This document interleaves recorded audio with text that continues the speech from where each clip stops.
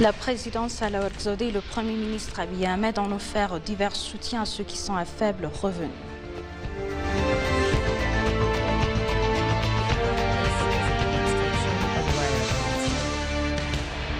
Les pères religieux ont exhorté leur public à défendre les valeurs d'unité et de solidarité que les Éthiopiens ont préservées depuis des générations.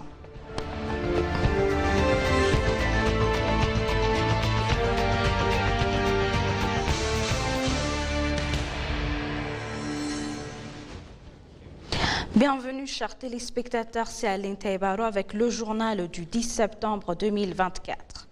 La présidente Salah Work Zewde a offert divers soutiens aux membres à faible revenu de la communauté dans le cadre de la célébration du Nouvel An éthiopien. Prenant la parole à l'occasion, la présidente a souligné la nécessité d'accueillir le Nouvel An éthiopien en s'entraidant et en prenant soin les uns et des autres, ce qui est la valeur unique des Éthiopiens. Nous, les Éthiopiens, avons pu surmonter de nombreuses périodes difficiles grâce à ces valeurs, a affirmé la présidente, soulignant que cet acte magnifique et humain doit être renforcé. La présidente Salah Work a en outre souligné la nécessité de célébrer le Nouvel An à venir en prenant soin des autres et en les aidant.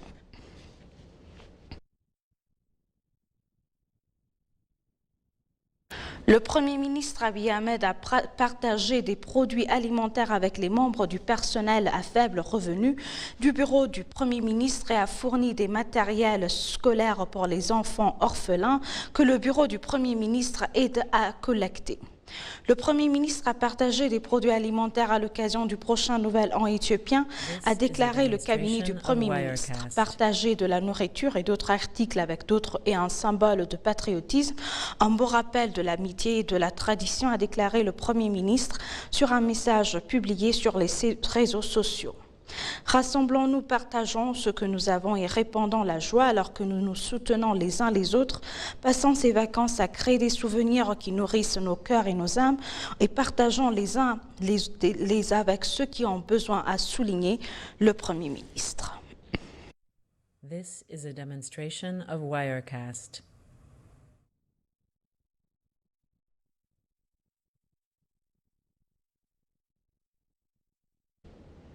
Le Premier ministre Abiy Ahmed a souligné que les stagiaires du camp d'été de l'Institut éthiopien d'intelligence artificielle témoignent des efforts déployés par la nation pour relever les défis du pays et faire progresser la stratégie de l'Éthiopie numérique. Le Premier ministre a assisté à la cérémonie de remise des diplômes 2024 du programme de formation du camp d'été de l'Institut éthiopien d'intelligence artificielle qui s'est tenue hier. Je suis très heureux d'avoir assisté à la cérémonie de remise des diplômes des stagiaires du camp d'été 2024 de l'Institut éthiopien d'intelligence artificielle, a-t-il écrit sur la page des médias sociaux. Le Premier ministre a félicité l'Institut éthiopien d'intelligence artificielle pour son dévouement à donner aux jeunes les moyens de devenir les scientifiques de demain en développant leur potentiel technologique.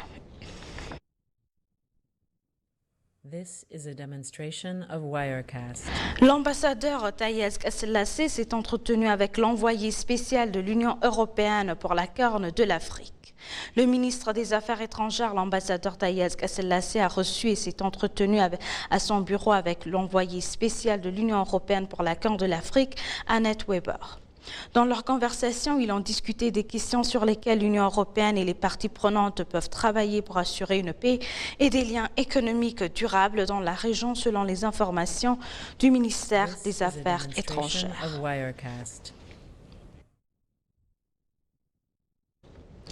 La diversité et la solidarité des Éthiopiens ont été la force de la nation démontrée à plusieurs reprises, notamment lors de la victoire d'Adoua et du succès enregistré dans la construction du grand barrage de la Renaissance éthiopienne, selon le président de la Chambre de la Fédération, Agagnon Teshagir. Les Éthiopiens de tout le pays ont célébré hier la journée de la diversité pour souligner l'importance de la diversité dans la réalisation d'une construction nationale inclusive. La journée a notamment été commémorée de manière colorée au Théâtre national éthiopien d'Addis Abeba en présence des hauts fonctionnaires du gouvernement et d'autres invités. À l'occasion, le président Agagnon a décrit l'Éthiopie comme une terre de gens courageux bénis par la diversité et la beauté. Le président a indiqué que l'unité éthiopienne séculaire a été l'une des valeurs uniques qui ont préservé la souveraineté du pays, soulignant la nécessité de renforcer davantage cette valeur d'or car elle est essentielle pour assurer une prospérité et une paix inclusive dans toute la nation. Le ministre de la Paix, Ben Alfandoualam, a pour sa part exprimé que la diversité des Éthiopiens est une bénédiction qui constitue un fondement pour la paix nationale, l'existence et la beauté du pays.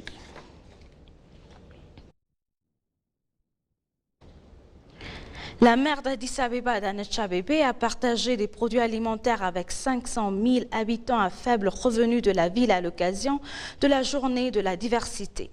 La 13e mois du Bagmé, qui commémore la période de transition de l'Éthiopie, a été célébrée à l'échelle nationale sous divers thèmes. Ainsi, le 9 septembre 2024, Bagmé 4 dans le calendrier éthiopien, est consacré à la commémoration de la journée de la diversité. Dans le cadre de cette journée, la maire Adanej Abebe a partagé des produits alimentaires avec 500 000 habitants à faible revenu de la ville ce matin, soulignant la nécessité de renforcer la collaboration pour relever nos défis communs. Aujourd'hui, à l'occasion de la journée de la diversité, nous partageons non seulement de la nourriture, mais aussi de la convivialité et de l'amour. L'administration municipale a travaillé dur sur diverses activités de développement pour assurer des avantages équitables à tous les citoyens en s'acquittant de sa responsabilité sociale, a-t-elle souligné. Les pères religieux éthiopiens ont exhorté leur public à défendre les valeurs ancestrales d'unité et de solidarité que les Éthiopiens ont préservées depuis des générations.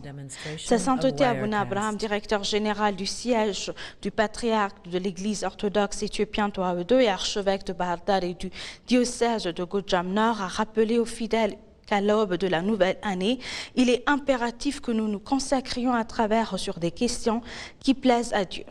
Il a également appelé chacun à jouer son rôle dans la promotion de la paix, de l'unité, de la solidarité.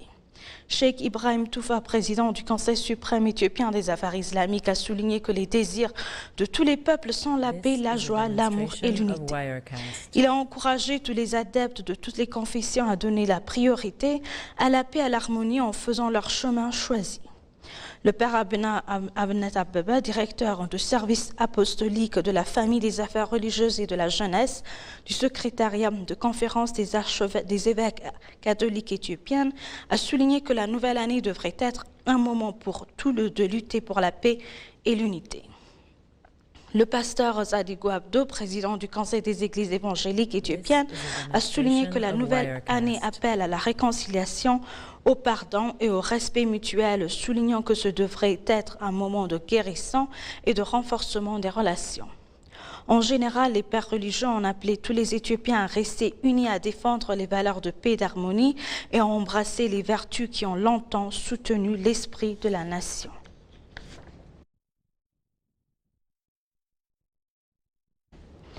Et pour conclure le journal, le PDG de la compagnie ferroviaire Ethio-Djibouti, Takala Ouma, qui s'est entretenu avec le ministre du Commerce et des Ressources naturelles de Djibouti, Yonis Ali Guidi. Les deux parties ont discuté des questions de renforcer la coopération économique entre l'Éthiopie et Djibouti, selon le PDG Takala, sur un message publié sur les réseaux sociaux. Le PDG a également félicité le ministre pour ses efforts inlassables et son leadership pour consolider le commerce régional en reliant la ligne du chemin de fer au port stratégique. Selon lui, ceci favoriserait la croissance économique et de renforcerait la coopération économique entre les deux pays, félicitant le ministre pour son soutien visant à garantir que le service ferroviaire Ethio-Djibouti ne subisse pas de coupure du courant.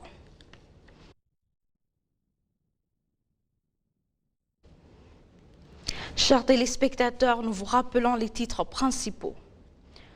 La présidente Sahle-Work Zewde et le Premier ministre Abiy Ahmed ont offert divers soutiens à ceux qui sont à faible revenu.